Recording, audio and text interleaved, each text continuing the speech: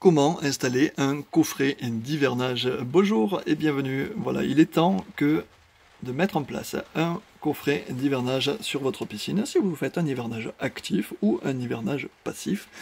Et dans cette vidéo, je vais vous expliquer comment on fait.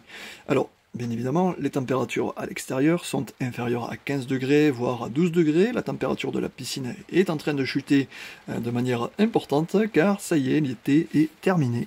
Et maintenant, il vous faut mettre votre piscine en hivernage, soit actif, soit passif.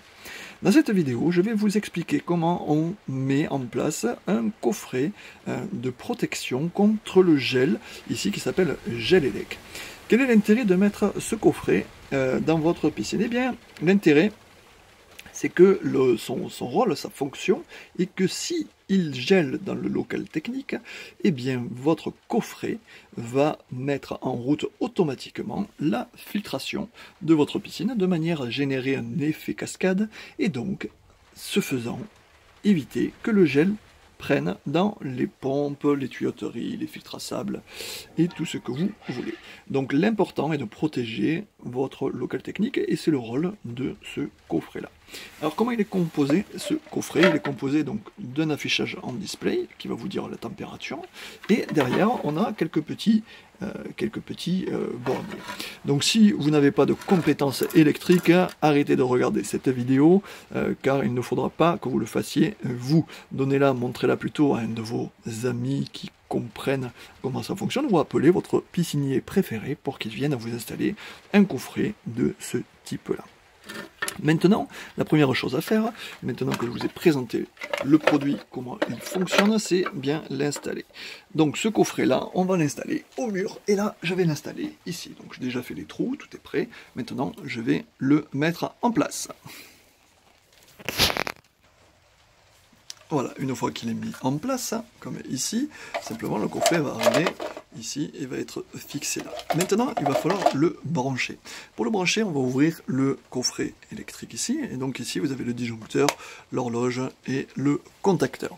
Bien évidemment, vous allez basculer l'électricité à 0, et je vous conseille vivement de couper absolument toute l'électricité du local technique si vous n'êtes pas sûr de l'installation.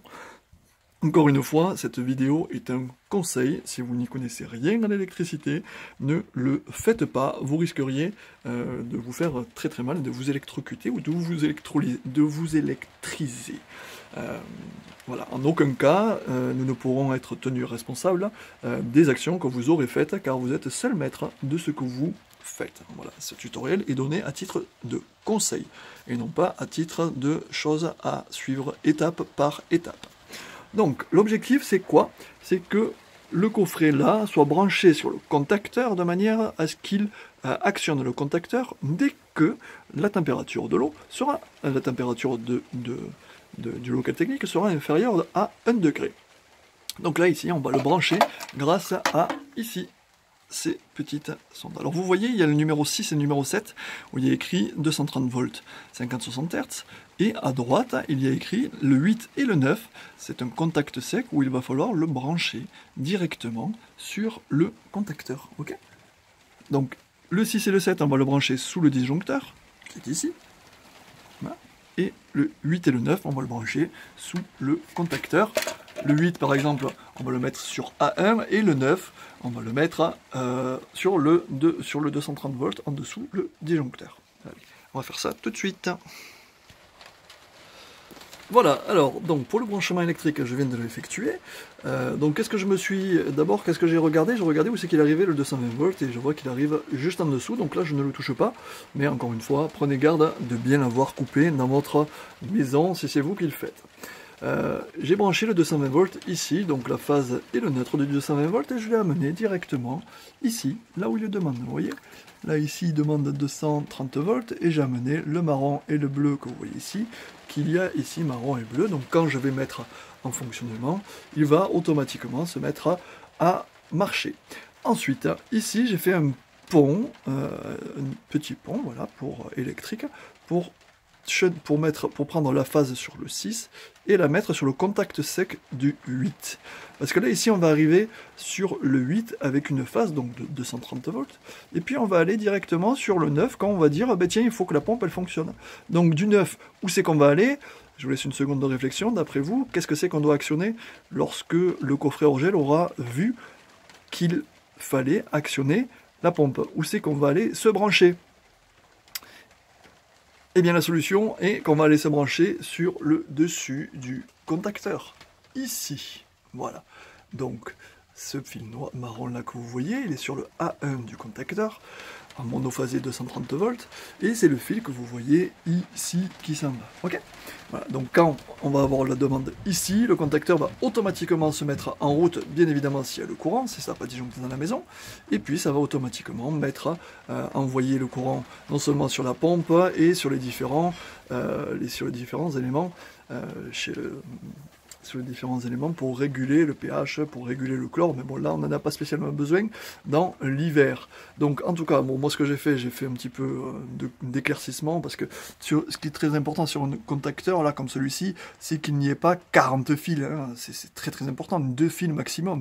Là j'ai vu qu'il y en avait un petit peu plus de 2, j'ai préféré couper et tout refaire avec des dominos qui sont très très faciles à utiliser, et au moins on est en sécurité et l'installation sera pérenne. D'accord? Donc écoutez, on va le tester tout de suite, on va se remettre ici, on va juste le mettre comme ça. Alors, avant de le tester, je vais le remettre en place à une main, ce sera plus facile. Voilà, le coffret est remis en place, tout est mis en place. On va simplement maintenant allumer le disjoncteur, et voilà ce qui se passe en étant en fonctionnement. Donc là il nous dit qu'on est à 8 degrés extérieur, effectivement il fait 8 degrés.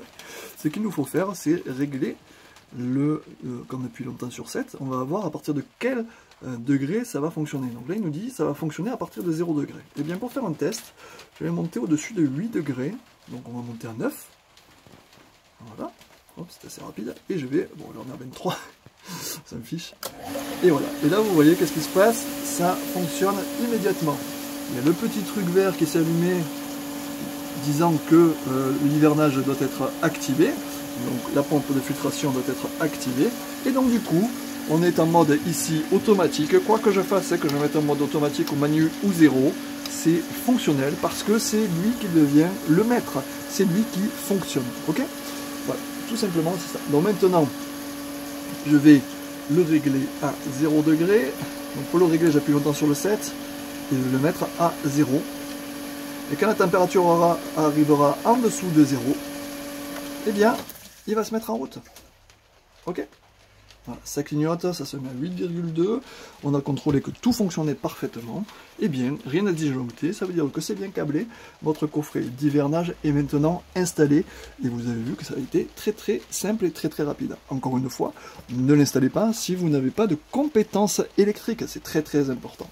Ici en dessous, vous avez la sonde, ici, qui va prendre la température à ce niveau. Vous voyez que si je mets la main dessus, et bien tout de suite, ça va monter très très vite. Donc c'est très rapide à voir, hein, ok? Voilà, si je lâche, au bout d'un moment, ça va redescendre. Encore une fois, voilà, ce coffret d'hivernage est important, je pense, dans tout hivernage actif. Au moins, ça permet d'automatiser encore plus votre piscine. Je vous remercie d'avoir vu cette vidéo. N'hésitez pas à commenter, la partager, c'est fait pour tout le monde. Et voilà, c'est encore un conseil parfaitement gratuit que je vous offre sur cette vidéo. Je vous dis à très très bientôt. Bye bye. Et n'oubliez pas de vous abonner. Bye bye.